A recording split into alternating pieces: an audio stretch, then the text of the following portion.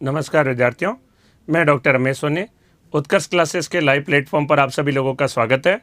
हम लोग टॉपिक पे चर्चा कर रहे थे विश्व की प्रमुख नदियों के बारे में। इसी में आगे चर्चा करेंगे विश्व की प्रमुख नदियां, जो कल हमने पढ़ा था, याद करिए। हमने नदी पढ़ी थी, उसके बारे में राइन नदी और डेन्यूब नदी के बारे में चर्चा की थी। थोड़ा विस्तृत से बताया था, यहाँ पर मैंने चर्चा की इस 3 नदियों के बारे में। और यहाँ पर एक नदी हमने चर्चा की थी, यूरोप महाद्वीप में नदी का नाम कहलाता है राइन नदी के नाम से। स्विट्जरलैंड देश में आल्प्स पर्वत से उद्गम होता है। यहाँ से लिechtenstein देश और उसके बाद ऑस्ट्रिया की सीमा बनाती है, और उसके बाद स्विट्जरलैंड व जर्मनी की सीमा बनाती है। देश का नाम कहलाता है जर्मनी। और उसके बाद फ्रांस और जर्मनी की सीमा बनाती है, जर्मनी में बहती है। उसके बाद में चली जाती है हॉलैंड या नीदरलैंड देश में, रोटरडम के निकट जाकर समुद्र में गिर जाती है। नदी का नाम कहलाता है राइन नदी के नाम से। विश्व की सबसे व्यस्तम नदी और अनेक सारे नगर किनारे पर स्थित है। स्विट्जरलैंड का नगर कहलाता है बेसल के नाम से। चित्र हमने बनाया था, याद करिए। यहां पर मैंने चर्चा की थी। तो यहां पर नगर है स्विट्जरलैंड का बेसेल नगर, फ्रांस का स्ट्रासबर्ग नगर, और जर्मनी देश का आता है बॉन, कोलोन और डसेल्डॉर्फ नगर किनारे पर स्थित है। और अंततः नदी जाकर गिरती है उत्तरी सागर में, रोटरडम के निकट जाकर गिरती है। तो नदी का नाम कहलाता है राइन नदी के नाम से। विश्व की सबसे व्यस्तम नदी कही जाती है, busiest river of the world. विश्व की सबसे व्यस्तम नदी, जहाजों का आवागमन इस नदी में खूब है, तो विश्व की सबसे व्यस्तम नदी के नाम से जाना जाता है। गुड मॉर्निंग सभी को, जल्दी से टॉपिक में जुड़िएगा। तो ये हमारा, हमने कल थोड़ा सा पढ़ा था राइन नदी के बारे में। अगला मेरा था इसी में टॉपिक, जो मैंने यहाँ कच्चा चिट्टा भी बनाया था, इसके बारे में याद करिए। ये कच्चे चिट्टा जैसा दर्शाया था, प्रमुख नगर किनारे पर स्थित है राइन नदी। तो ऐसा चित्र जरूर बनाना है, नोट्स हमें बनाते चले जाना है, महत्वपूर्ण है, ठीक है। ये कल मैंने क्लास में नदियाँ टॉपिक हमने प्रारंभ किया था, विश्व की प्रमुख नदियाँ, उसमें मैंने ये पहला चित्र बनाया था। जो आज जुड़े हैं वो पिछले वाले वीडियो में जाकर आप देख सकेंगे, तो उनको शुरुआत से लगभग क्लास हो जाएगी फिर। और यहाँ पर अगली नदी के बारे में हमने चर्चा की थी। नदी का नाम कहलाता है डेन्यूब नदी के नाम से। डेन्यूब नदी, डेन्यूब नदी का उद्गम होता है जर्मनी देश के ब्लैक फॉरेस्ट पर्वत से। जर्मनी देश, इधर ऑस्ट्रिया, इधर स्लोवाकिया, हंगरी, इधर देश आ जाता है क्रोएशिया, उसके बाद सर्बिया, रोमानिया, इधर बुल्गारिया, और रोमानिया देश में होते हुए अंततः जाकर गिर जाती है काला सागर में, ब्लैक सी में जाकर गिर जाती है। नदी का नाम कहलाता है डेन्यूब नदी के नाम से जानी जाती है। नदी का नाम है, यहाँ पर नाम लिख रहा हूँ मैं, नदी का नाम कहलाता है डेन्यूब नदी। डेन्यूब नदी कहलाती है।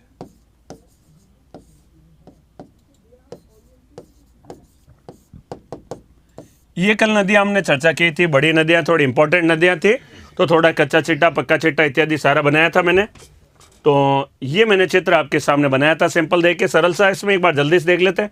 जर्मनी देश में ब्लैक फॉरेस्ट पर्वत से, ब्लैक फॉरेस्ट पर्वत पढ़ा था हमने, ब्लॉक पर्वत या ब्रंसोत पर्वत का उदाहरण है। इसके बाद में जाती है ऑस्ट्रिया, ऑस्ट्रिया के बाद स्लोवाकिया, स्लोवाकिया के बाद हंगरी, फिर क्रोएशिया, उसके बाद सर्बिया, बुल्गारिया, रोमानिया, और अंततः काला सागर में जाकर गिर जाती है। नदी का नाम कहलाता है डेन्यूब नदी के नाम से। 5 देशों की राजधानियां स्थित है। ऑस्ट्रिया की राजधानी वियना, स्लोवाकिया की ब्राटिस्लावा, हंगरी की बुडापेस्ट, सर्बिया की बेलग्रेड और रोमानिया की बुखारेस्ट। ये सारी राजधानियां किनारे पर स्थित है। नदी जाकर गिर जाती है काला सागर में, ब्लैक सी में जाकर गिर जाती है। ये पेपर, ये कई सारे एग्जामों में, सिलेबस में, कोर्स में है। विश्व के महाद्वीप में महासागर आरएस के अंतर्गत आएगा, यूपीपीसीएस के अंतर्गत, बड़े बड़े सारे एग्जामों में कोर्स में है।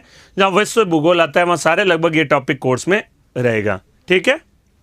एसआई में, आरएस में, यूपीपीसीएस में, एमपीपीसीएस में, सारों में ये टॉपिक कोर्स में है, ठीक है ना। अब अगला हम लोग यहाँ पर हमने नदी अगले चर्चा करते हैं। नदी का नाम कहलाता है सेन नदी के नाम से जानी जाती है। सेन नदी फ्रांस देश के अंतर्गत बहती है, यूरोप महाद्वीप का देश है, नाम कहलाता है फ्रांस देश। और यहाँ पर एक नदी अर्थात दर्शा रखी, नाम कहलाती है टेम्स नदी के नाम से। तो अगले चित्र में मैं आपको दर्शा रहा हूँ सेन नदी, टेम्स नदी के बारे में। सेन नदी और टेम्स नदी के बारे में चर्चा करते हैं।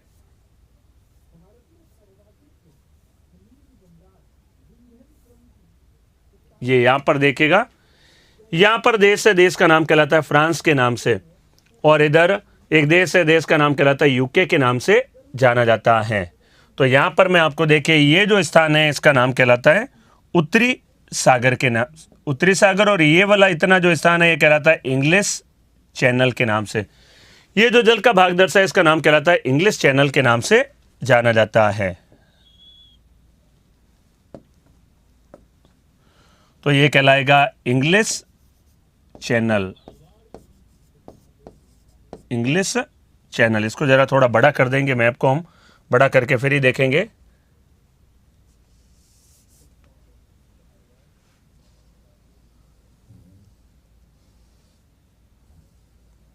यहां पर देखिएगा मैंने इस मैप को थोड़ा बड़ा किया है। यहां पर देश है फ्रांस और यहां पर कहलाता है यूके देश। इसी को मैं जरा आगे में वर्णन करूंगा नदियों के बारे में। तो यहाँ फ्रांस देश की कुछ प्रमुख नदी है, उसके बारे में देखिएगा, चर्चा करते हैं। यहाँ पर देश फ्रांस और ये देश कहलाता है यूके, यूनाइटेड किंगडम के नाम से, यूनाइटेड किंगडम। और ये कहलाएगा, इतना क्षेत्र कहलाता है इंग्लिश चैनल। इंग्लिश चैनल के नाम से ये जो क्षेत्र, इंग्लिश चैनल, फ्रांस देश और यूके देश। फ्रांस देश में एक नदी निकलती है, यहां पर एक पठारी भाग है, इस पठार का नाम कहलाता है, मैं यहां पर एक पठारी भाग को दर्शा रहा हूं, इस पठारी भाग का नाम कहलाता है लैंग्रेस पठार के नाम से जाना जाता है। यह कहलाएगा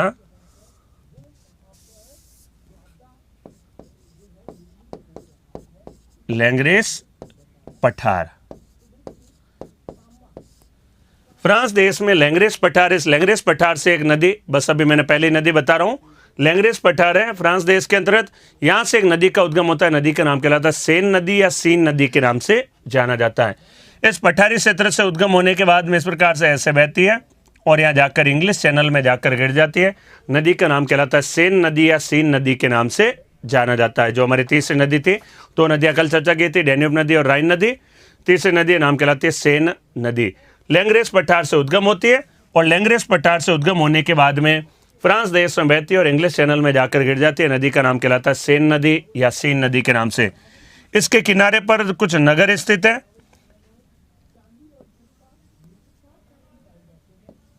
दो नगर है यहां पर, इस नगर का नाम कहलाता है ली हावरे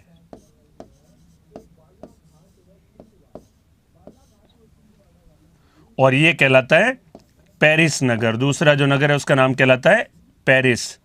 तो फ्रांस की राजधानी पेरिस और इसके किनारे पर यहां पर एक नगर स्थित है मुहाने के पास में, नाम कहलाता है ली हावरे नगर के नाम से।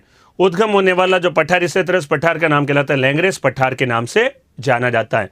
नाम कहलाता है अर्थात सेन नदी के नाम से। तो यहां पर मैं नाम लिख रहा हूं सेन या सीन भी कह सकते हैं, SCN है, तो कुछ सीन पढ़ते हैं कुछ सेन पढ़ते हैं।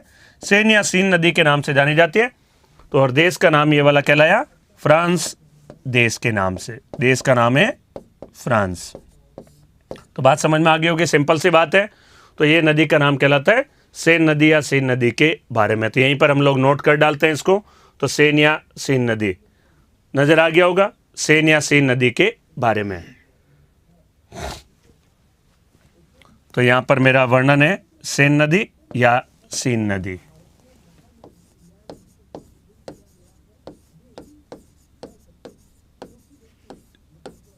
सेन या सीन नदी।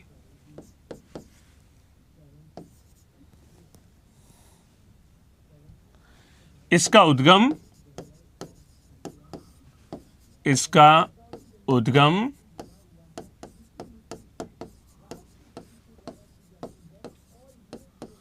फ्रांस देश में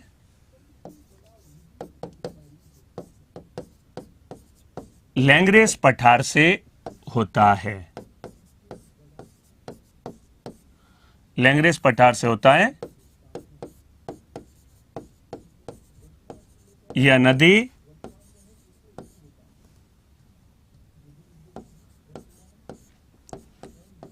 फ्रांस की राजधानी पेरिस, फ्रांस की राजधानी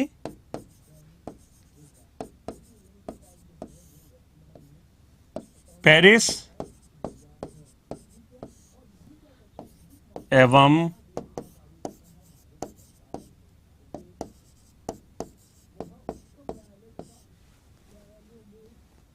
ली हावरे नगर से बहने के बाद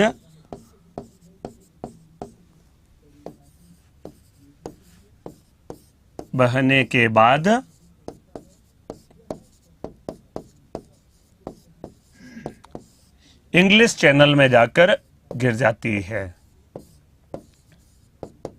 अटलांटिक महासागर का ही भाग है इंग्लिश चैनल, उत्तरी अटलांटिक महासागर का। तो बस ये पहले ही लिखवा रहा हूं, यही वर्णन किया मैंने, कच्चा चिट्ठा बिल्कुल बनाऊंगा इसके लिखते ही। इंग्लिश चैनल में जाकर गिर जाती है। नदी का नाम कहलाता है सेन नदी। तो पेरिस के फ्रांस देश के 2 नगर स्थित है इसके किनारे पर, पेरिस व ले हावरे नगर यहां पर। तो इसके बारे में जरा चित्र देखिएगा, छोटा सा यहां पर आपके सामने चित्र दर्शा रहा हूं। पहले लिख डालिए इतना, सेन या सीन नदी के बारे में बिल्कुल कच्चा चिट्ठा मैं इसमें दर्शाऊंगा। ये पहला ही मैंने नदी के बारे में वर्णन किया। उसका सेन या सीन नदी का उद्गम फ्रांस देश के लैंग्रेस पठार से होता है। यह नदी फ्रांस की राजधानी पेरिस व ले हावरे नगर से बहने के बाद इंग्लिश चैनल में जाकर गिर जाती है। हाँ, एफिल टावर बिल्कुल नजदीक में स्थित है, 7 वंडर्स में शामिल है, फ्रांस में कहलाती है, फ्रांस की राजधानी पेरिस में 7 वंडर्स में शामिल है, 7 आश्चर्यों में शामिल है। ताजमहल भी आता है भारत का, वैसे ही है, फ्रांस देश में कहलाता है एफिल टावर, वो इसके बिल्कुल पास से होकर गुजरती है। नदी का नाम कहलाता है सेन या सीन नदी के नाम से। ठीक है, सेन या सीन नदी के नाम से। हाँ, कच्चा चिट्ठा मैं बना रहा हूं इसका, यहां तक नोट कर लिया होगा आप लोगों ने जल्दी से। देखिए, देश का मैप है, ये देश कहलाता है फ्रांस के नाम से।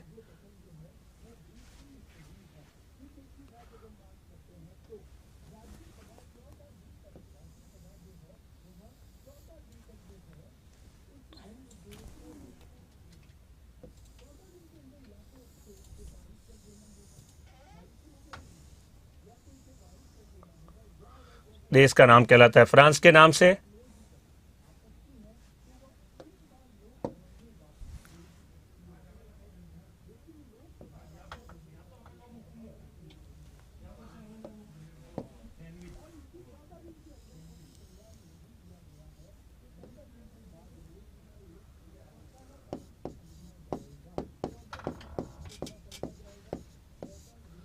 लैंग्रेस पठार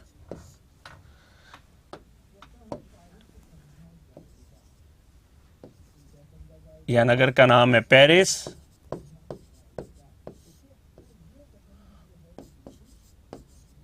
और ले हावरे।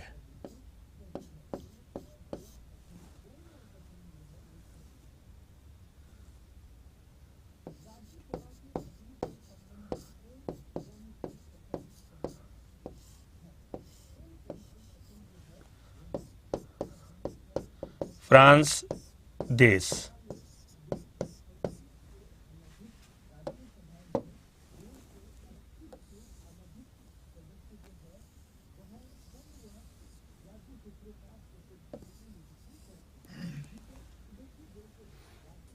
यहीं पर एक ऐसा देश है, देश का नाम कहलाता है यूके, देश के नाम से जाना जाता है, यूनाइटेड किंगडम के नाम से ये देश कहलाता है यूके।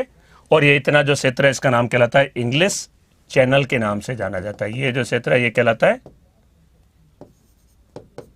English channel. तो ये जल्दी से नोट कर लीजिए बात है। सेन नदी या सीन नदी के नाम से जानी जाती है। हो गया चित्र, यहां पर चित्र बना लीजिए जल्दी से। और एक नदी का उद्गम हुआ सेन नदी या सीन नदी के बारे में हम कहते हैं राइन नदी, डैन्यूब नदी, और अगली नदी थी सेन या सीन नदी। आज 8-10 नदियों के बारे में आपके सामने चर्चा करूंगा। यहाँ पर महत्वपूर्ण जो नदियां होगी तो चित्र बनाकर सारे वर्णन करेंगे, कच्चा चिट्टा पक्का चिट्टा सभी। तो साथ में चित्र जरूर बना ले। नदी का नाम ये वाला कहलाएगा सेन नदी या सीन नदी। देश का नाम फ्रांस, लैंग्रेस पठार, पेरिस, ले हावरे नगर और इंग्लिश चैनल यहां पर कहलाता है। इंग्लिश चैनल के इधर का भाग क्या कहलाएगा, उत्तर का भाग, वो कहलाता है उत्तरी सागर के नाम से। हाँ, फ्रांस की राजधानी पेरिस में यूनेस्को का मुख्यालय भी है। यूनेस्को फ्रांस में है, यूनेस्को संस्था है, उसका मुख्यालय भी है, फ्रांस की राजधानी पेरिस में है। बिल्कुल सही कहा। तो ये सारी बातें इससे रिलेटेड है। नाम कहलाएगा सेन या सेन नदी। चित्र बना लिया होगा आप लोगों ने। अगला वर्णन करते हैं। तो अगली नदी नाम कहलाती है टेम्स नदी के नाम से। तो हमने पिछला वर्णन जो किया था चित्र में देखते हैं। यहां पर देखिए, यहां पर एक देश है, मैं आपको बता रहा हूं। यहां पर हमने चर्चा किया था फ्रांस। इधर एक देश है, देश का नाम कहलाता है यूके, यूनाइटेड किंगडम के नाम से। United kingdom. तो इसका तो कच्चा चिट्टा बना सकते हैं, ऐसे ही आप हाथ से बनाने की आवश्यकता नहीं, मैं अच्छे से चित्र लेकर आ रहा हूं, उसके अंदर बनाऊंगा। ये कहलाता है यूनाइटेड किंगडम, इधर का भाग कहलाता है उत्तरी सागर, नॉर्थ सी के नाम से, ये कहलाता है उत्तरी सागर के नाम से, उत्तरी सागर, नॉर्थ सी के नाम से। अगली नदी है सेन नदी के बाद टेम्स नदी, यूके देश में आएगी। अगला समझेगा, ये यहां पर मैं दर्शा रहा हूं, यूके देश के इधर का भाग कहलाता है उत्तरी सागर, और ये वाला कहलाता है इंग्लिश चैनल, जो अभी हमने पढ़ा था, पड़ोस में देश है, देश का नाम कहलाता है, यहां पर देश का नाम है फ्रांस देश, इंग्लिश चैनल। अगली नदी देखेगा, यूके देश में एक नदी है, यूके देश में यहां से, इसके भाग से, मध्यवर्ती भाग से यहां से एक नदी निकलती है और ऐसे जाकर समुद्र में गिरती है।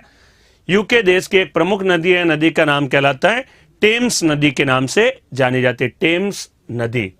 ये नदी का नाम टेम्स नदी है। इसके किनारे पर कुछ दो नगर स्थित हैं। एक नगर का आपने यहां पर नाम सुना होगा, ये कहलाता है ऑक्सफोर्ड के नाम से जाना जाता है। यहां पर एक नगर है, नगर का नाम मैं यहां पर लिख रहा हूं, नाम कहलाता है ऑक्सफोर्ड, ऑक्सफोर्ड नगर। शिक्षा नगरी के रूप में बड़ा फेमस है नगर दुनिया भर में, ऑक्सफोर्ड यूनिवर्सिटी विश्व भर में प्रसिद्ध मानी जाती है। और यहां पर एक नगर है, इस नगर का नाम कहलाता है लंदन। यूके देश की राजधानी लंदन, और किनारे पर एक नगर स्थित है, नगर का नाम कहलाता है ऑक्सफोर्ड नगर के नाम से। यूके देश की सबसे महत्वपूर्ण नदी है, यूनाइटेड किंगडम का है यूके देश की महत्वपूर्ण नदी, नदी का नाम कहलाता है टेम्स नदी के नाम से जाना जाता है। तो मैं यहां पर नदी का नाम लिख रहा हूं, टेम्स नदी। टेम्स नदी यूके देश में प्रवाहित होती है, और यहां जहां से उद्गम होता है, ये वाला जो उद्गम स्थान है, इसका नाम कहलाता है टेम्स हेड झरना, टेम्स हेड झरना। वाटरफॉल है, नाम कहलाता है टेम्स हेड। टेम्स हेड झरने से टेम्स नदी का उद्गम होता है। किनारे पर नगर स्थित ऑक्सफोर्ड, आगे लंदन नगर, और अंततः जाकर कहां गिरी, उत्तरी सागर में। यहां तक का जो भाग है, ये सारा यहां तक का भाग है, ये सारा कहलाता है उत्तरी सागर के नाम से। तो उत्तरी सागर में जाकर गिर जाती है, नदी का नाम कहलाती है अर्थात टेम्स नदी के नाम से। तो टेम्स नदी कहलाती है। टेम्स नदी यूके देश की सबसे महत्वपूर्ण नदी, यूके देश का लंदन नगर टेम्स नदी किनारे, फ्रांस की राजधानी पेरिस सेन नदी के किनारे पर स्थित है, और ऑक्सफोर्ड यूनिवर्सिटी जो विश्व भर में प्रसिद्ध मानी जाती है, वो इसी नदी के किनारे पर स्थित है। नदी का नाम कहलाता है टेम्स नदी के नाम से जानी जाती है। उद्गम कहलाता है टेम्स हेड झरना, ऑक्सफोर्ड नगर, लंदन नगर, और उत्तरी सागर में जाकर गिर जाती है। कच्चा चिट्टा बना लीजिए, बस सिंपल सा, इसका तो कुछ ज्यादा बड़ी बात है नहीं। तो इसमें यहां पर हमने लिखा, बनाया यहां पर, तो ये कहलाएगी टेम्स नदी के नाम से। मैं वर्णन यहीं पर ही लिख डालता हूं इसका, देखें, टेम्स नदी, टेम्स नदी। यह यूके देश की सबसे महत्वपूर्ण नदी है।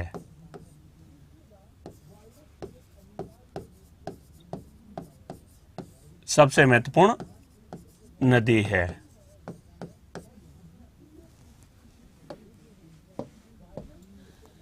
इसका उद्गम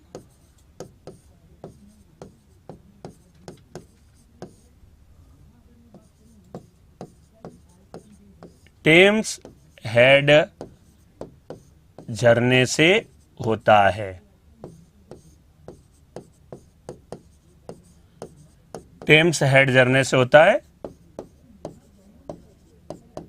यहां से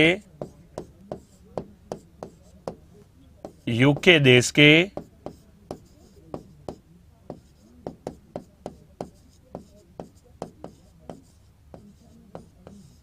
ऑक्सफोर्ड व लंदन नगरों से बहने के बाद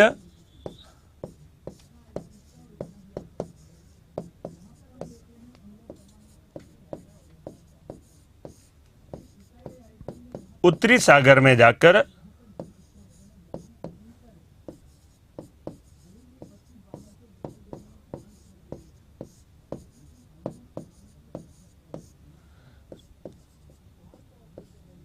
गिर जाती है। नदी का नाम कहलाएगा टेम्स नदी के नाम से जानी जाती है। इंग्लैंड, वेल्स और स्कॉटलैंड, ये तीनों मिलाकर कहलाता है, ये जो ग्रीन में इतना बड़ा वाला भाग है इसको नाम कहते हैं ग्रेट ब्रिटेन के नाम से। ग्रेट ब्रिटेन में 3 भाग शामिल होते हैं, इंग्लैंड, वेल्स और स्कॉटलैंड के नाम से। स्कॉटलैंड लिखा है इधर, वेल्स और इंग्लैंड, तीनों को मिलाकर नाम दिया जाता है यह अर्थात ग्रेट ब्रिटेन। और ग्रेट ब्रिटेन में यदि उत्तरी आयरलैंड को भी शामिल कर दें, इस टुकड़े को भी, तब देश का नाम पड़ता है यूके देश के नाम से। यूके एक देश है, इंग्लैंड कोई भी देश का नाम नहीं है। तो इंग्लैंड केवल एक प्रांत है वहां का, वेल्स और स्कॉटलैंड और उत्तरी आयरलैंड सभी को मिलाकर एक देश बनता है। देश का नाम कहलाता है यूनाइटेड किंगडम के नाम से जाना जाता है। ठीक है, जहां जरूरत होगी कच्चा चिट्ठा बनाऊंगा, जहां जरूरत होगी वहां नहीं बनाऊंगा। ठीक है,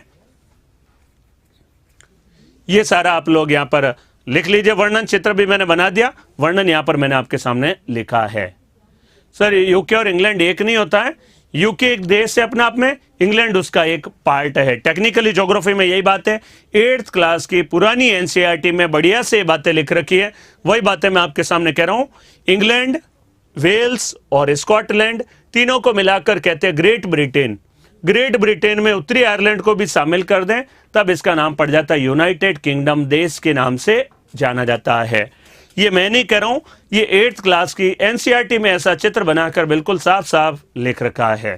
ठीक है, रिवर एक बार फिर से यही बता रहा हूं, यूके देश में टेम्स हेड झरने से उद्गम होता है। यहां से उद्गम होने के बाद ऑक्सफोर्ड नगर, ऑक्सफोर्ड के बाद जाती है लंदन नगर और अंततः जाकर गिर जाती है उत्तरी सागर में। जल का भाग नाम कहलाता है उत्तरी सागर। नॉर्थ सी में जाकर गिर जाती है, नदी का नाम कहलाती है टेम्स नदी के नाम से जानी जाती है। लंदन नगर किनारे पर स्थित है। तो दूसरा यहां पर टॉपिक है ना, दूसरी नदी है नाम कहलाते टेम्स नदी के नाम से जानी जाती है। अगला देखिएगा,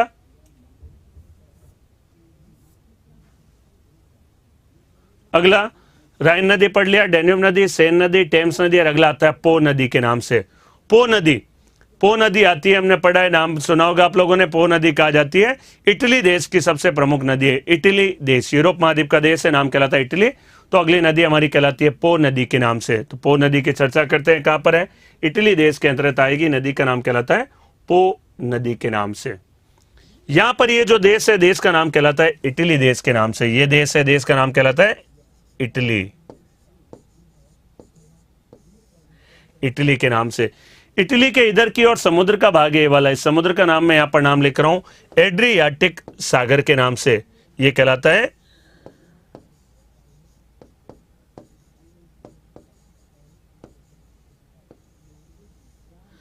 एड्रियाटिक सागर है। ये इधर भूमध्य सागर है, भूमध्य सागर का ही पार्ट है, नाम कहलाता है एड्रियाटिक सागर के नाम से।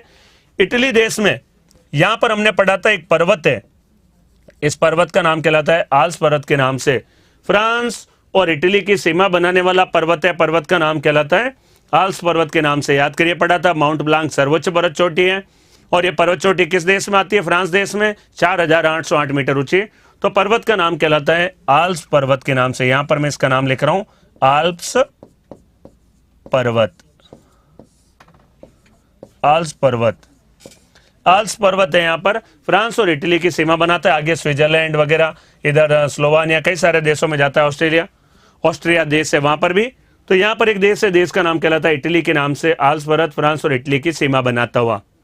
इसी पर्वतीय क्षेत्र से एक नदी का उद्गम होता है, नदी का नाम कहलाता है पो नदी के नाम से। यहां से उद्गम होती है और इस प्रकार से और जाकर गिर जाती है एड्रियाटिक सागर में। एड्रियाटिक सागर में जाकर गिर जाती है, इटली देश की सबसे महत्वपूर्ण नदी है। नदी का नाम कहलाता है पो नदी के नाम से जाना जाता है। पो नदी को इटली देश की जो लोकेशन है, देखिए भारत जैसी है बिल्कुल। देखिए भारत के तीनों ओर समुद्र है, इटली के भी यहाँ पर तीनों ओर समुद्र है। तो यहाँ पर तीनों ओर समुद्र है। यहाँ की वातावरणीय परिस्थितियां, यहाँ पर आल्प्स पर्वत पाया जाता है, भारत में हिमालय पर्वत है। इटली के तीनों ओर समुद्र है, प्रायद्वीपीय भाग जैसा है, भारत में भी ऐसा ही है। तो इटली देश को यूरोप का भारत कहा जाता है। इटली देश को कहा जाता है यूरोप के भारत के उपनाम से जाना जाता है। तो यूरोप का भारत कहलाता है इटली देश के नाम से। तो इटली देश को कहा जाता है यूरोप का भारत। और भारत की सबसे इंपॉर्टेंट नदी है गंगा नदी, गंगा नदी है। वैसे ही यहाँ पर इटली देश की सबसे महत्वपूर्ण नदी है, उसका नाम कहलाता है पो नदी के नाम से जाना जाता है। तो पो नदी है वो इटली देश की सबसे महत्वपूर्ण नदी है और इसी कारण से अर्थात इटली देश की पो नदी को अर्थात इटली की गंगा के उपनाम से जाना जाता है। तो ये कहलाती है इटली की गंगा के नाम से जाना जाता है। तो इटली देश की सबसे महत्वपूर्ण नदी है, नदी का नाम कहलाता है पो नदी। इटली को यूरोप का भारत कहा जाता है और भारत की सबसे महत्वपूर्ण नदी गंगा नदी, वैसे ही पो नदी यहाँ की सबसे महत्वपूर्ण नदी, इसलिए इसे यूरोप की या इटली की गंगा के उपनाम से भी जाना जाता है। गंगा नदी के आसपास भी गेहूं का उत्पादन खूब किया जाता है। उत्तर प्रदेश में बहती है, बिहार राज्य में बहती है, वहां पर गेहूं का उत्पादन खूब किया जाता है। यहां पर भी गेहूं का उत्पादन खूब किया जाता है इसके निकटवर्ती क्षेत्र में, इसलिए नाम पड़ जाता है इटली की गंगा। और इसके किनारे पर एक प्रसिद्ध नगर स्थित है, उस नगर का नाम कहलाता है, इटली का नाम कहलाता है ट्यूरिन नगर। ट्यूरिना, आधा ट यू री ना, ट्यूरिन नगर इसके किनारे पर स्थित है। तो ट्यूरिन नगर इसी नदी के किनारे पर स्थित है और यह ट्यूरिन नगर कहलाता है। अर्थात इसी को कहा जाता है यूरोप महाद्वीप के अंतर्गत या इटली देश का प्रमुख मोटर वाहन उद्योग का केंद्र। दुनिया में मोटर वाहन उद्योग का सबसे प्रमुख केंद्र कहा जाता है यूएसए देश का डेट्रॉइट नगर। पढ़ा था हमने झीलों के किनारे, इरी झील के किनारे।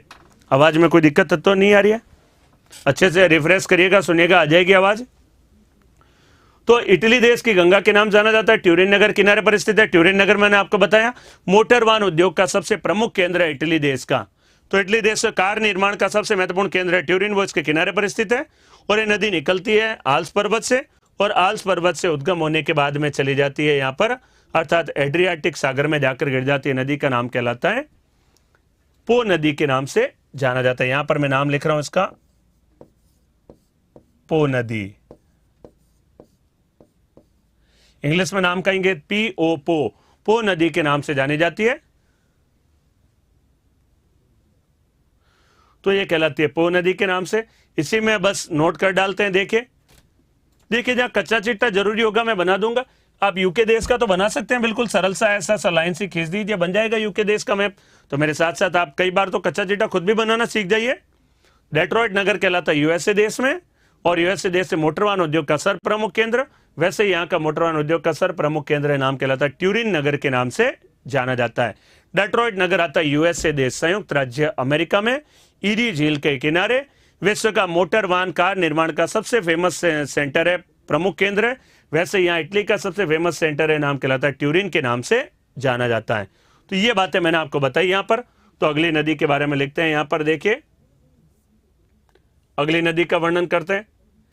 इसका तो कच्चा चिट्टा बना लेंगे आप, कोई बड़ी बात नहीं है। देखिए एक ऐसे लाइन खींचिए सीधी सी और बस ऐसे बना दीजिए। ये तो सिंपल सा मैप है। हर जगह देखिए कच्चा चिट्टा तो नहीं बनाएंगे, समय लगेगा, आप साथ साथ बना लीजिए, महत्वपूर्ण है। ठीक है,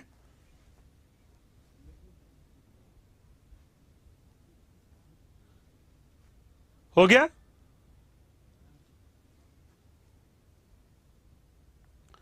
तो अगली नदी के बारे में देखते हैं, पो नदी।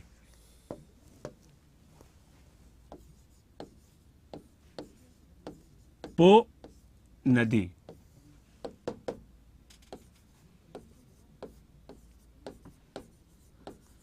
यह इटली देश की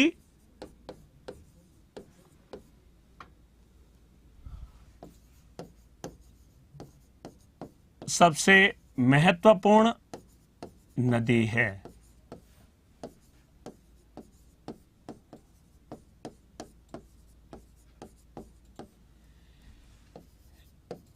इसे इटली की गंगा के,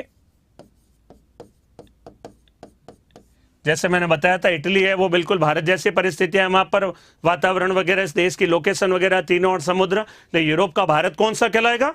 यूरोप का भारत कहलाता है इटली देश। तो वहां की भारत की गंगा महत्वपूर्ण नदी, यहाँ की गंगा, यहाँ की कहलाएगी गंगा पो नदी। इसे इटली की गंगा के उपनाम से जाना जाता है। इटली की गंगा के उपनाम से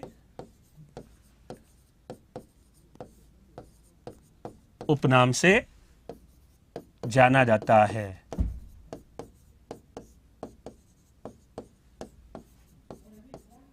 इसका उद्गम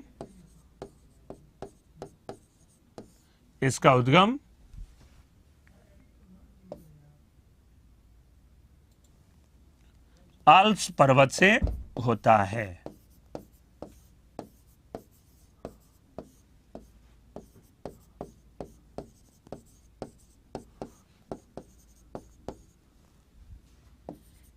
इसके किनारे इसके किनारे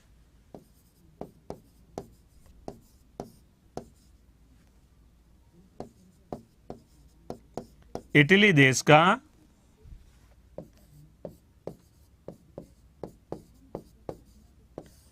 ट्यूरिन नगर स्थित है।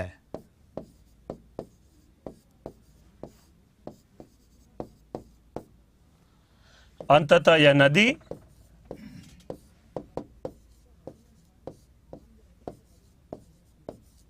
सागर जहां गिरती है नाम कहलाता है एड्रियाटिक सागर। अंततः यह नदी एड्रियाटिक सागर में जाकर गिरती है।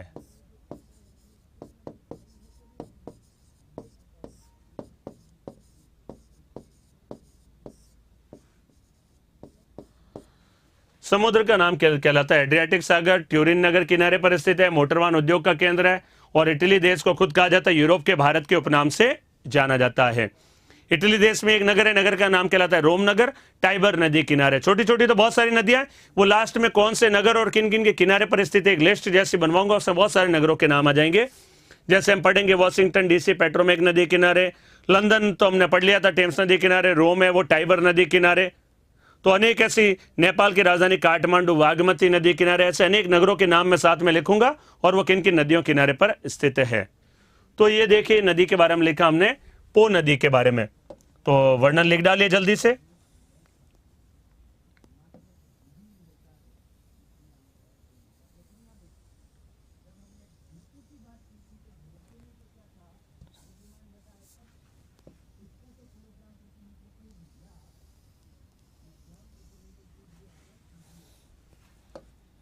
इधर कहलाता है एड्रियाटिक सागर, एड्रियाटिक सागर है। इधर देश कहलाता है, देश का नाम कहलाता है इटली देश।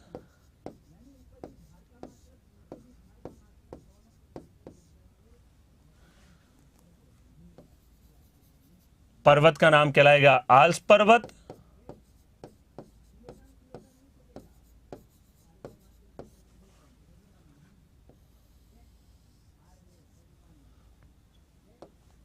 किनारे पर नगर है, नगर का नाम कहलाता है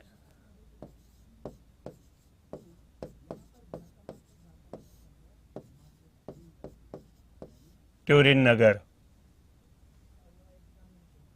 नदी का नाम है पो नदी। बन गया कच्चा चिट्टा, जैसे बना सकते आप भी ऐसे।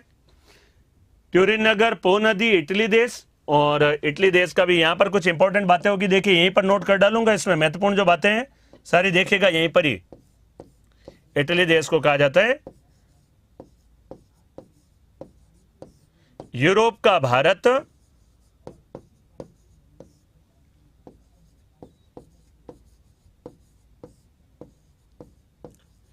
इटली देश को कहा जाता है यूरोप का भारत कहलाता है इटली के नाम, इटली को। और यहां पर एक महत्वपूर्ण है ट्यूरिन नगर, इटली देश का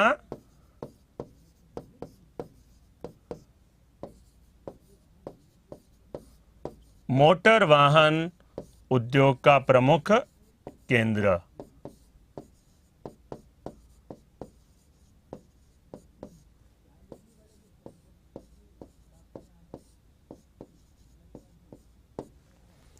इटली देश का मोटर वाहन उद्योग का प्रमुख केंद्र है। नगर का नाम कहलाता है ट्यूरिन नगर के नाम से। यहां पर कई सारी बातें बताइए, देखें तो ट्यूरिन नगर, पो नदी, इधर एड्रियाटिक सागर, इटली देश, इटली को कहा जाता है यूरोप का भारत, यूरोप का भारत इटली देश को कहा जाता है। और ये इटली देश में इसमें नदी का वर्णन किया, पो नदी के नाम से इटली गंगा कहा जाता है। ये सारी बातें इसमें महत्वपूर्ण है। हाँ बिल्कुल बढ़िया, सही कहा आप में से। रविंद्र जी कह रहे थे साथ साथ कच्चा चिट्टा बनाना हमने स्वयं ने सीख लिया, बहुत बढ़िया बात है। कहीं जहां पर मैं ना बनाऊं तो आप बना लीजिए, बिल्कुल सरल जो होगा, कई बार नहीं भी बनाएंगे तो आप बना लीजिए फटाफट अपने मैटर के साथ में, बहुत बढ़िया रहेगा। सर कल तो आपने स्विट्जरलैंड में बताया था आल्प्स, देखिए आल्प्स पर्वत का विस्तार है, फ्रांस में है, इटली के अंतर्गत है। उसके बाद में चला मोनाको देश में, स्विट्जरलैंड में कहलाता है, स्लोवानिया देश में और ऑस्ट्रिया देश में। अनेक सारे देशों में फैला है आल्प्स पर्वत। यहाँ पर विस्तार देखें तो काफी आगे लंबे तक चले जाता है, बड़ा पर्वत है, नाम कहलाता है आल्प्स पर्वत। बिल्कुल मैंने कल स्विट्जरलैंड में बताया था, स्विट्जरलैंड में भी है, तो आल्प्स पर्वत स्विट्जरलैंड में भी कहलाता है। मेरा चित्र आपने शायद उस समय पर्वत पढ़ाए थे, अच्छे से देखना मेरा वीडियो, उसमें आपको नजर आ जाएगा। नहीं देखा तो कोई बात नहीं, मैं बता दे रहा हूं। आल्प्स पर्वत का विस्तार है फ्रांस, मोनाको देश, इटली, स्विट्जरलैंड, ऑस्ट्रिया और स्लोवानिया, इतने सारे देशों में, और जर्मनी में भी, इतने सारे देशों में फैला है पर्वत का नाम कहलाता है आल्प्स पर्वत के नाम से जाना जाता है। तो यह बाउंड्री जो बनाता है इसके बिल्कुल पास में इधर है फ्रांस देश, फ्रांस और इटली की सीमा बनाने वाला पर्वत है, पर्वत का नाम कहलाता है आल्प्स पर्वत। नोट कर लिया होगा। पो नदी कहलाती है, इटली की गंगा के उपनाम से जानी जाती है। ट्यूरिन नगर किनारे पर स्थित है, महत्वपूर्ण नगर है ये। चित्र जल्दी से हमेशा बना ले और मैटर भी साथ साथ लिखते चले जाना है। नोट्स आपको बनाने, हमारी क्लासों का उद्देश्य है नोट्स आपके बनाना है बढ़िया से, ठीक है।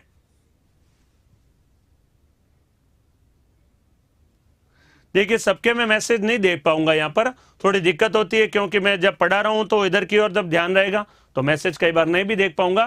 तो आप बस पढ़ने में ध्यान रखिए, मैं बाद में आपकी क्लास होने के बाद कमेंट सारे अब अच्छे से देख लिया करता हूं, उसमें कोई दिक्कत नहीं होगी। आपको अच्छे रिलेटेड बात होगी तो जरूर उसका आंसर दूंगा, आपको जरूर बातें उसमें बताऊंगा, पुनः मैं आपका रिप्लाई जरूर दूंगा, ठीक है। हाँ, भूमध्य सागर में जाकर गिरती है पो नदी, एड्रियाटिक सागर का ही भाग है, सॉरी भूमध्य सागर का ही भाग कहा जाता है एड्रियाटिक सागर को। एड्रियाटिक सागर है वो भूमध्य सागर का ही भाग कहा जाता है। अगर मैं कहता हूं गंगा नदी हिंद महासागर में जाकर गिरती है तब भी सही है, अगर मैं कहता हूं गंगा नदी बंगाल की खाड़ी में गिरती है तब भी सही है, क्योंकि बंगाल की खाड़ी किसका भाग हुआ, हिंद महासागर का। सेम वैसे ही है, भूमध्य सागर का ही भाग है, नाम कहलाता है एड्रियाटिक सागर, तो भूमध्य सागर में गिरती है चाहे एड्रियाटिक सागर का है, लेकिन ज्यादा सटीक कहलाएगा एड्रियाटिक सागर के नाम से। उषा जी कह रहे हम नोट्स बना रहे हैं, बहुत बढ़िया बात है, साथ साथ नोट्स बनाते रहना, ऐसे चित्र नोट्स वगैरह महत्वपूर्ण रहेगा। तो सेन नदी पढ़ा, टेम्स नदी पढ़ा और पो नदी के बारे में पढ़ा, ठीक है। अगला मैं बुक्स के बारे में बताऊंगा, चर्चा करूंगा, बस थोड़ा धैर्य रखिएगा, 1-2 दिन में चर्चा करूंगा बुक्स के बारे में, मिल जाएगी आपको, कोई दिक्कत नहीं है, ठीक है। अगला देखते हैं, पो नदी के बारे में हमने वर्णन किया, अब आगे वर्णन करते हैं। पो नदी के बाद में आती है यूराल नदी और वोल्गा नदी। ये तो मैं कई बार चित्र बना चुका हूं, याद करिए। कैस्पियन सागर के समय, विश्व के प्रमुख झीलों के समय मैंने आपके लिए चित्र बनाया था यहां पर, ठीक है। बातें समझ में आ रही है नहीं, जल्दी से मुझे बताएं कमेंट करके, समझ में आ रहा है बढ़िया से, चित्रों के साथ में सारा समझ में आना चाहिए, ये बड़ा महत्वपूर्ण है। यूराल नदी और वोल्गा नदी, इसके बारे में चर्चा करते हैं, यूराल व वोल्गा नदी। तो यहां तक हमने पढ़ा यूराल व वोल्गा नदियों के बारे में, आगे चर्चा करते हैं यूराल नदी व वोल्गा नदी। तो यहां पर देखिएगा वर्ल्ड मैप में आप लोग,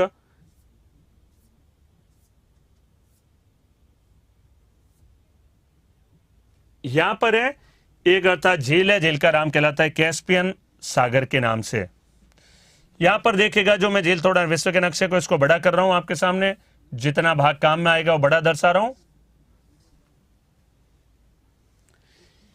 यहां पर एक झील है, झील का नाम कहलाता है कैस्पियन सागर के नाम से। विश्व की सबसे बड़ी झील है, झील कहलाती है कैस्पियन सागर, 5 देशों के मध्य में स्थित है, ईरान, तुर्कमेनिस्तान, कजाकिस्तान, रूस व अजरबैजान। कई बार मैंने बनाया था ये चित्र, याद करिए। तो झील का नाम कहलाता है कैस्पियन सागर के नाम से, नाम सागर है ये झील, कैस्पियन सागर या झील।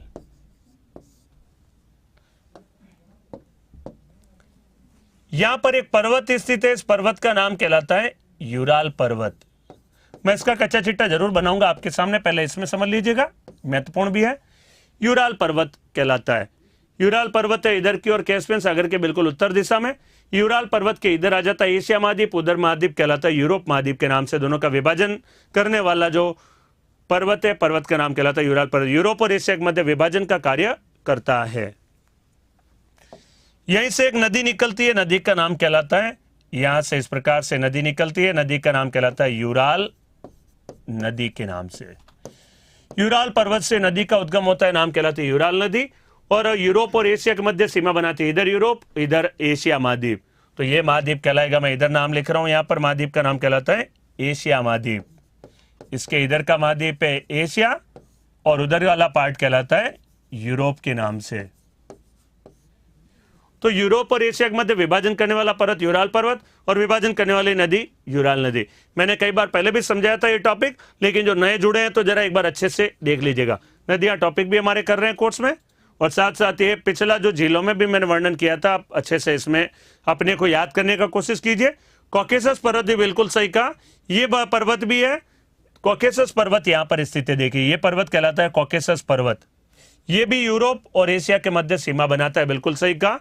दिव्या जी कह रहे हैं कॉकेसस माउंटेन भी, बिल्कुल सही कहा दिव्या जी आपने। ये पर्वत भी यूरोप और एशिया के मध्य सीमा बनाता है। यूराल पर्वत व कॉकेसस पर्वत यूरोप और एशिया के मध्य सीमा बनाते हैं। लेकिन अभी हम लोग पढ़ रहे हैं यहाँ पर यूराल पर्वत से नदी निकलती है, नाम कहलाती है यूराल नदी। तो यूराल पर्वत से जिस नदी का उद्गम होता है, नदी का नाम कहलाती है यूराल नदी। यूरोप और एशिया के मध्य सीमा बनाती है और कैस्पियन सागर में जाकर गिर जाती है। इधर वाले यूरोप का जो भाग है ये इतना रूस देश का ही भाग है।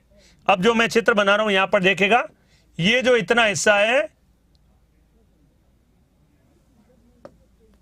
ये जो इतना भाग है, ये इतना हिस्सा कहलाता है रूस देश का पार्ट कहलाता है। ये रूस देश का भाग है, इतना भाग। रूस देश का विस्तार इधर भी है और रूस देश का विस्तार इधर ही है।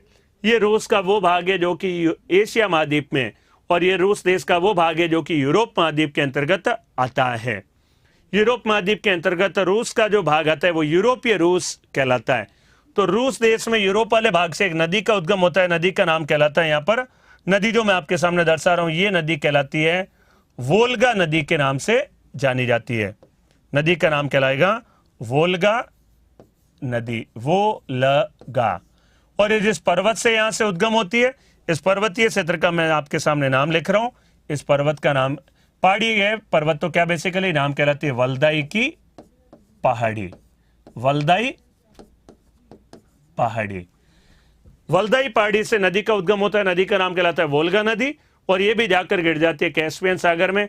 पूरे यूरोप महाद्वीप की सबसे लंबी नदी है, नदी का नाम कहलाता है वोल्गा नदी के नाम से। वोल्गा नदी की वल्दाई की पहाड़ियों से उद्गम होता है। बिल्कुल याद आ रहा है कईयों को, कौशिका जी, महेश कुमार, सभी कह रहे हैं बिल्कुल सही है, बहुत बढ़िया। पहले से जो मैंने पढ़ाया था याद है, बहुत अच्छी बात है। तो रिवाइज हो जाएगा, और साथ साथ हमारा यहाँ पर नदियों का वर्णन भी। तो वल्दाई की पहाड़ियों से नदी का उद्गम होता है, नाम कहलाता है वोल्गा नदी, और अंततः जाकर गिर जाती है कैस्पियन सागर के अंतर्गत। तो ये बात इसमें नाम कहलाएगी यूराल नदी और वोल्गा नदी के नाम से। तो वोल्गा नदी पूरे यूरोप महाद्वीप की सबसे महत्वपूर्ण नदी, जिस झील में जाकर गिरते कैस्पियन सागर। सवाल इसमें बनता है वह कौन सा सागर है जिसमें जाकर यूराल व वोल्गा नदियां जाकर गिरती है। सागर या झील कह दें तो उसका नाम क्या कहलाएगा, कैस्पियन सागर के नाम से। या कैस्पियन सागर में कौन कौन सी नदियां जाकर गिरती है? कैस्पियन सागर में गिरने वाली दो प्रमुख नदियां यूराल नदी व वोल्गा नदी के नाम से। तो ये हमने पढ़ा था पहले भी, याद करिए। झीलों के समय मैंने ये बताई थी बातें, तो यही नोट करिए यूराल नदी व वोल्गा नदियों के बारे में। तो अगला हमारा वर्णन करते हैं, देखिए।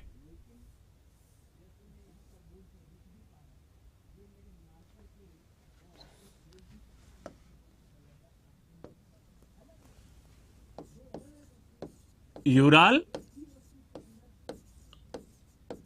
नदी, इसका चित्र तो वैसे भी बड़ा सरल है, हम सरल सा चित्र यहां पर बना भी लेंगे।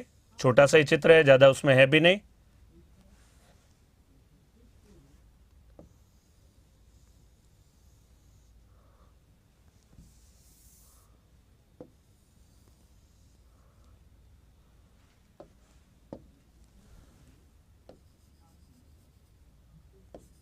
यूराल पर्वत,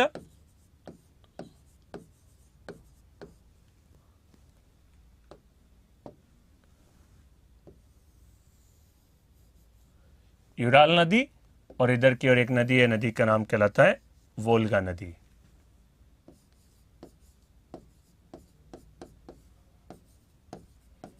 वोल्गा नदी, और ये कहलाती है यूराल नदी, और इसका नाम कहलाता है कैस्पियन सागर।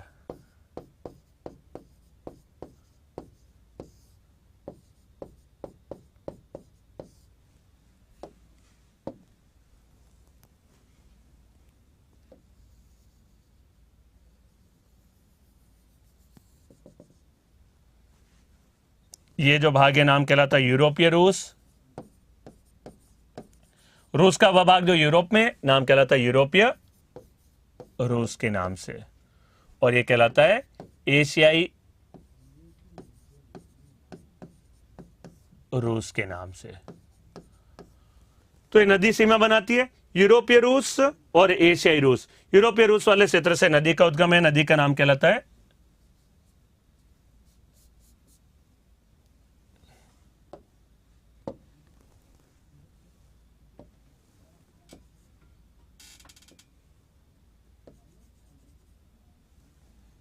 चित्र बना लीजिए जल्दी से मेरे साथ साथ, महत्वपूर्ण है यहां पर चित्र। नाम मैं लिख रहा हूं उसका वल्दाई पहाड़ियों के नाम से।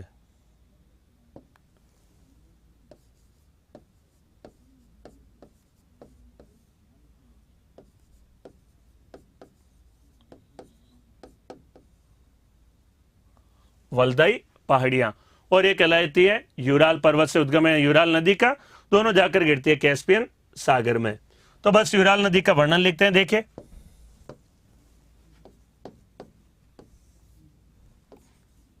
यह नदी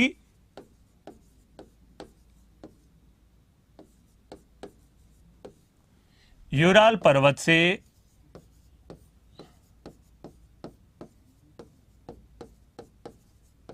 उद्गम होने के बाद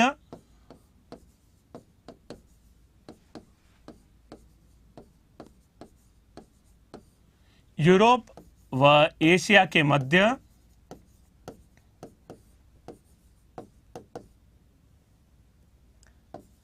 यूरोप व एशिया के मध्य सीमा बनाते हुए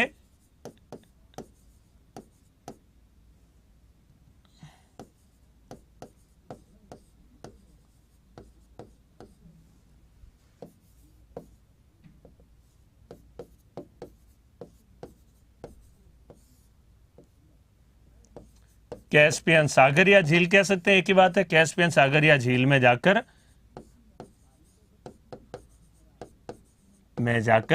गिर जाती है।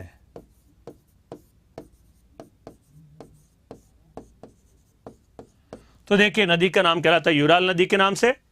कजाकिस्तान में भी बहती है, थोड़ी सी कजाकिस्तान में बहती है, लेकिन इतना महत्वपूर्ण नहीं है, बहुत सारे तथ्य याद करने के लिए लायक। कजाकिस्तान में बहती है। रुकमा सारण जी कह रहे हैं बिल्कुल सही कहा आपने, दोनों नदियों का रिवीजन भी हो रहा है, बिल्कुल सही कहा, बहुत बढ़िया बात है। तो पिछला मैंने पढ़ाया भी था, बस जल्दी से यहां पर नोट कर लीजिए यूराल नदी। और ये मैंने बताया था कैस्पियन सागर विश्व की सबसे बड़ी झील है। जानकारी के लिए बता रहा हूं पुनः, 5 देशों के मध्य में ईरान, तुर्कमेनिस्तान, कजाकिस्तान, रूस और अजरबैजान, 5 देशों के मध्य में। मैं बहुत ज्यादा तथ्य इसलिए नहीं लिखवा रहा हूं कि फिर याद करने में बड़ी दिक्कत होगी, इसलिए मैंने सिंपल सी बातें यहां पर नोट करा रहा हूं जो हमारे काम की है, वो सारी बातें। ठीक है,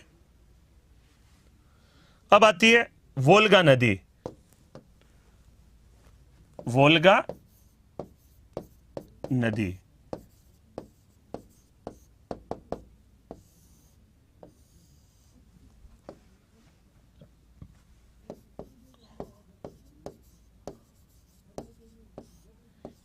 यूरोपीय रूस के क्षेत्र में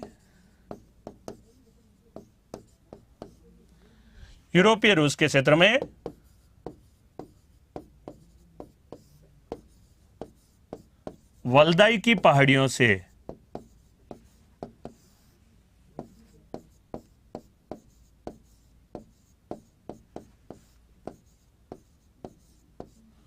वोल्गा नदी का उद्गम होता है। साथ साथ लिखते जाना है, बहुत ही महत्वपूर्ण है। यूरोपीय रूस के क्षेत्र में वल्दाई की पहाड़ियों से वोल्गा नदी का उद्गम होता है। यह नदी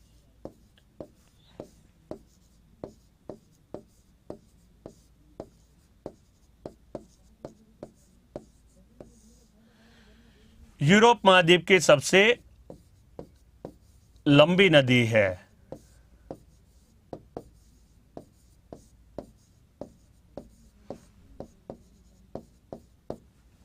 यूरोप महाद्वीप की सबसे लंबी नदी कही जाती है। यूरोप महाद्वीप की सबसे लंबी नदी है यह नदी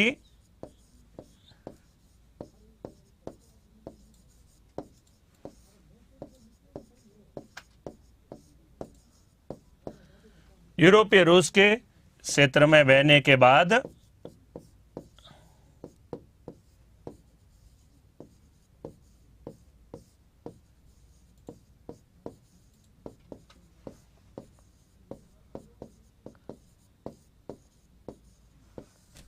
कैस्पियन सागर या झील में जाकर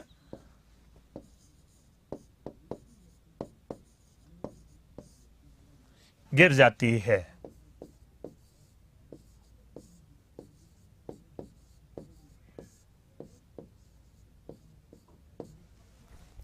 कैस्पियन सागर या झील में जाकर गिर जाती है। नदी का नाम कहलाती है वोल्गा नदी के नाम से। कजाकिस्तान में बहती है। रुकमा जी आपने सही कहा, बिल्कुल सही बात है। रूस में भी है, कजाकिस्तान में भी है यूराल नदी, लेकिन यहाँ पर इतना काफी है।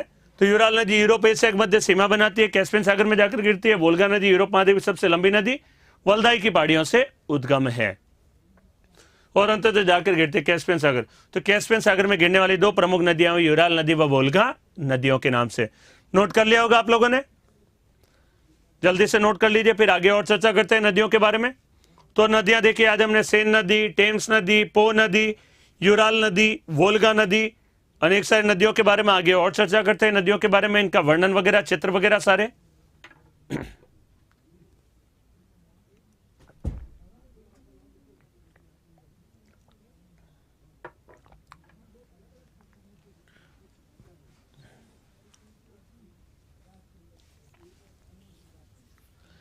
हो गया यहां पर। तो यूराल नदी व वोल्गा नदी के नाम से जानी जाती है। सर कैस्पियन सागर किस महाद्वीप में आएगा? बड़ा अच्छा प्रश्न है आपने। देखिए कैस्पियन सागर के इधर क्या है, एशिया, और इधर कहलाता है यूरोप महाद्वीप। तो दोनों महाद्वीपों के अंतर्गत आएगा कैस्पियन सागर। यूरोप महाद्वीप में भी आएगा और कैस्पियन सागर आता है वो एशिया महाद्वीप में भी आएगा। 5 देशों की सीमा पर है, 5 में बंटवारा होगा, 5 में निर्धारित होगा। तो एशिया महाद्वीप और यूरोप महाद्वीप दोनों में होगा। भावना जी कह रही 1 घंटा हुए पता ही नहीं चला है। 1 घंटे में पता नहीं चला तो बहुत सही दिशा में जा रहे हैं, बहुत बढ़िया से आप दिशा में जा रहे हैं, कोई उसमें दिक्कत नहीं, अच्छी दिशा में आप लोग जा रहे हैं। 1 घंटे अगर पढ़ते पता नहीं लग रहा है, कभी पढ़ाई करते समय पढ़ने का पता नहीं चल पा रहा है, तो समझ लीजिए आप सही दिशा में जा रहे हैं, बहुत बढ़िया से समझ में आ रहा है, अच्छी बात है, बढ़िया से। तो अगला हम नदी का नाम देखते हैं यूराल वोल्गा के बाद में हमारी नदियों वाली लिस्ट में देखते हैं, उसी क्रम के अनुसार हम लोग लगातार चलेंगे। हो गया ये वाला।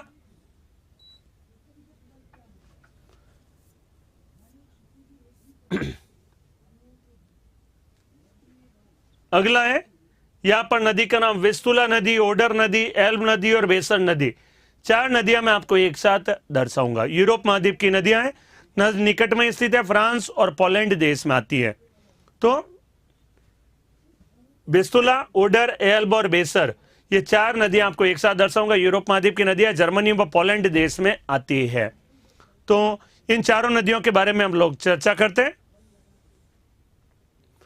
अगला देखेगा तो यहां पर देखिए मैं आपको कुछ देशों के लोकेशन बता रहा हूं, उसमें फिर हम लोग आगे चर्चा करेंगे यूरोप महाद्वीप की प्रमुख नदियों के बारे में।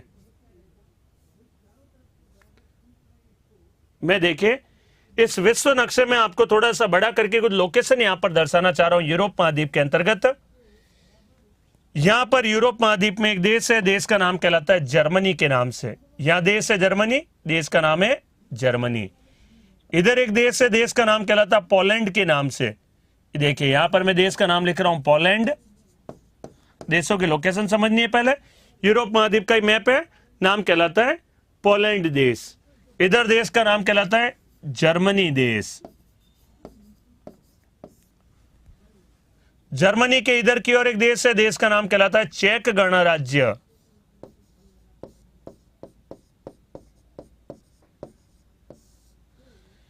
चेक गणराज्य के देश के नाम से। ये 3 देशों की लोकेशन यहां पर महत्वपूर्ण है। इसका मैं चित्र आपके सामने थोड़ा सा बड़ा लेके आऊंगा। और इसके बिल्कुल इधर की ओर सागर है, ये सागर का नाम कहलाता है, ये जो इतना जल का भाग दर्शा रहा हूं वो कहलाएगा उत्तरी सागर, और एक होगा बाल्टिक सागर। ये जो स्थान लिखा है इसका नाम कहलाएगा उत्तरी सागर, नॉर्थ सी। और पोलैंड देश के और जर्मनी के बिल्कुल इधर की ओर जो ये इतना जल का भाग है, इस जल के भाग का नाम कहलाता है, ये कहलाता है बाल्टिक सागर। यहां चित्र में नजर आया होगा। मैं इसी चित्र को थोड़ा बड़ा करके अच्छे से और बढ़िया से समझाऊंगा। अभी यहाँ पर आप केवल चित्र देखिएगा, जो मैंने चित्र यहाँ पर बनाया है उस चित्र के बारे में। ये जो समुद्र का भाग है, इतना ये जल का भाग है, नाम कहलाता है उत्तरी सागर, और इधर कहलाता है बाल्टिक सागर। दोनों को देखिए जोड़ने वाली नहर भी पढ़ी थी हमने, नहर का नाम आगे पढ़ेंगे, कहलाता है कील नहर के नाम से, वो आगे मैं चर्चा कर दूंगा आपके सामने अगले चित्र में। तो यहां पर कहलाता है बाल्टिक सागर, ये उत्तरी सागर, जर्मनी, पोलैंड और चेक गणराज्य, ये 3 देश है। यहां पर इन 3 देशों से 4 नदियां निकलेगी, 4 नदियां, विस्तुला, ओडर, एल्ब और बेसर नदी। और जर्मनी देश के कुछ प्रमुख नगर इसके किनारे पर आएंगे, पोलैंड का नगर किनारे पर आएगा। ये चारों की लोकेशन यहां पर महत्वपूर्ण है। समय है अभी तो थोड़ा चित्र में आपके सामने दर्शाऊंगा। देखिए, पोलैंड, जर्मनी, चेक गणराज्य, इधर बाल्टिक सागर, इधर उत्तरी सागर के नाम से ये सारी लोकेशन दर्शा। इसी का चित्र मैं आपके सामने थोड़ा बड़ा बना रहा हूं और अगली 4 नदियों के बारे में चर्चा करूंगा। कौन सी 4 नदियां, पुनः एक बार नाम देख लीजिएगा, विस्तुला, ओडर, एल्ब और बेसर, 4 नदियों के बारे में आपके सामने यहां पर चर्चा कर डालूंगा। ठीक है, तो 8वीं, 9वीं, 10वीं, 11वीं 4 नदियां, विस्तुला, ओडर, एल्ब और बेसर नदियां। तो ये जरा देखते हैं इसका मैप वगैरह क्या है। मैं इसका मैप अच्छे से लेकर आया हूं यहां पर बना हुआ, चारों देशों का, तीनों देशों का, और बल्कि कुछ एक्स्ट्रा ही है इसमें मैप। ये देखिएगा यहां पर, ये यहां पर देश है, देश का नाम कहलाता है पोलैंड, इधर जर्मनी, यहां पर उत्तरी सागर, और ये कहलाता है बाल्टिक सागर के नाम से। जर्मनी, पोलैंड, चेक गणराज्य, बाल्टिक सागर और उत्तरी सागर। अब यहां पर कुछ नदियां हैं, इनके बारे में चर्चा करते हैं। मैं 2-2, 3-3 चित्र बनाऊंगा जिससे आपको समझ में आ जाए, बढ़िया है। ठीक है, पहला मैं इस चित्र के बारे में चर्चा करूंगा। देखिए यहां पर लिखा ब्लैक फॉरेस्ट, म्यूनिक, बर्लिन, वारसा, पोलैंड की राजधानी जो कहलाती है। तो ये हम लोग यहां पे चर्चा करते हैं। देखिए, पहले मैं एक कच्चा चिट्टा दर्शाऊंगा आपके सामने।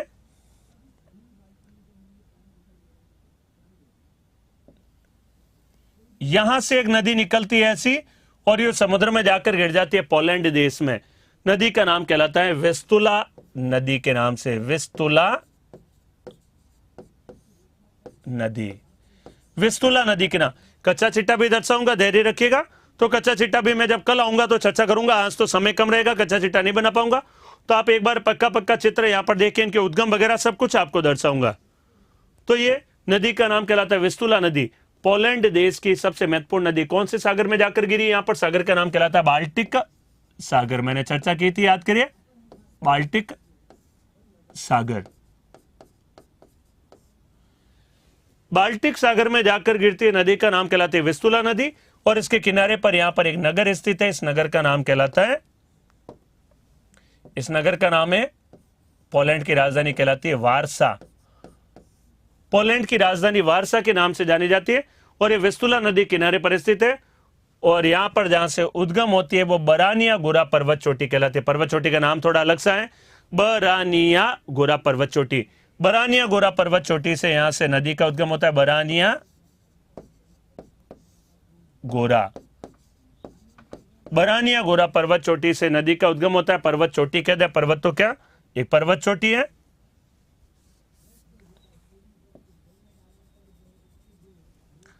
बरानिया गोरा पर्वत चोटी से नदी निकलती है, नदी का नाम कहलाता है विस्तुला नदी।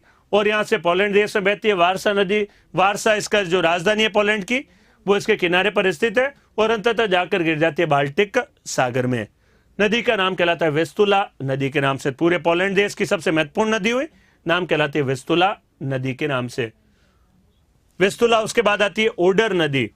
ओडर नदी का उद्गम होता है, देखिए, या इसके बारे में एक बार वर्णन लिख डाले पूरा, भी समय थोड़ा सा।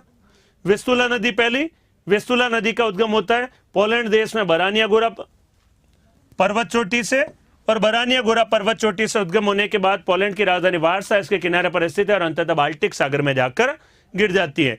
नदी का नाम कहलाता है विस्तुला नदी के नाम से।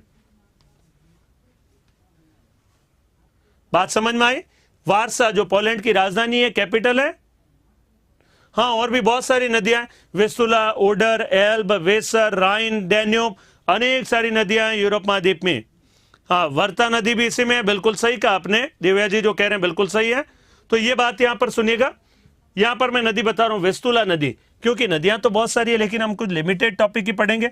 मैं अभी भी देखे 30 नदियां आपको बता दूंगा, शायद उससे ज्यादा ही होगा जितना नाम लिखा है, तो उतना हम भी पढ़ लेंगे तो काफी होगा, महत्वपूर्ण होगा, काफी अच्छे लेवल का सिलेबस कवर हो जाएगा। बिल्कुल सही कहा आपने दिव्या जी, तो इसी में ही है बिल्कुल वर्ता नदी। तो ये कहलाती विस्तुला नदी के नाम से। बरानिया गोरा पर्वत चोटी है, यहां से निकलती है उद्गम। तो वर्णन हम इसका लिख डालते हैं विस्तुला नदी के बारे में। विस्तुला नदी,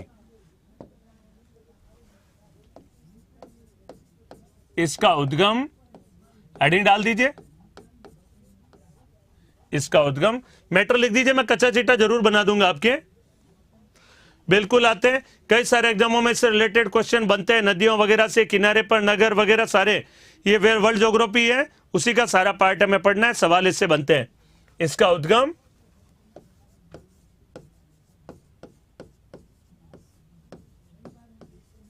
पोलैंड देश में, बस इसको लास्ट लिख लेते हैं, फिर कल चर्चा करेंगे। पोलैंड देश में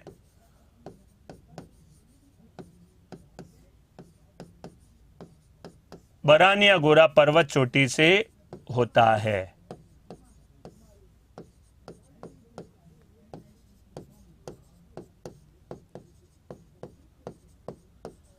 एवं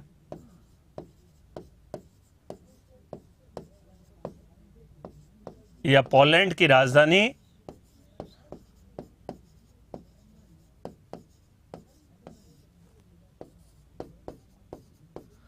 वारसा से बहने के बाद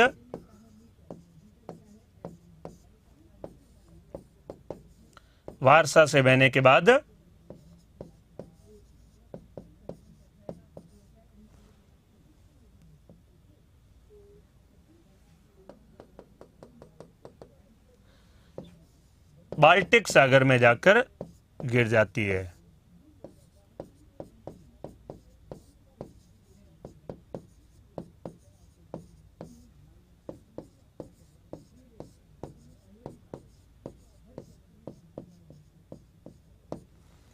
बाल्टिक सागर में जाकर गिर जाती है, नदी का नाम कहलाता है अर्थात विस्तुला नदी के नाम। इसका उद्गम पोलैंड देश से बरानिया गोरा पर्वत चोटी से होता है। पोलैंड की राजधानी वारसा से बहने के बाद में बाल्टिक सागर में जाकर गिर जाती है। नदी का नाम कहलाती है विस्तुला नदी के नाम से जानी जाती है। खास बात इसमें यह करना है कि आपको इसमें कौन सा नगर किनारे पर स्थित है वो बात महत्वपूर्ण होगी, सबसे इंपॉर्टेंट। उद्गम इसका चाहे याद नहीं हो कोई दिक्कत नहीं, लेकिन यह बात बढ़िया से आपको याद करनी है कि इसके नगर किनारे पर कौन सा स्थित है। ये एग्जाम में ज्यादा सवाल पूछे जाते हैं। थैंक यू सभी को बहुत अच्छे डिस्क्राइब करने के लिए। तो बढ़िया से धन्यवाद आपको सभी को। तो मैं कोशिश करूंगा अच्छे से आपको पढ़ाऊं, सारे चित्रों के साथ में वर्णन करूं। धन्यवाद आप लोगों को भी, उत्कर्ष क्लासेस को भी, जो मौका दिया मुझे यहां पर आपके सामने लाने का। तो ये सारी बातें हम लोग चर्चा करेंगे, कल आएंगे इसी में आगे और नदियों के बारे में चर्चा करेंगे। टॉपिक आज मेरा इतना ही, धन्यवाद।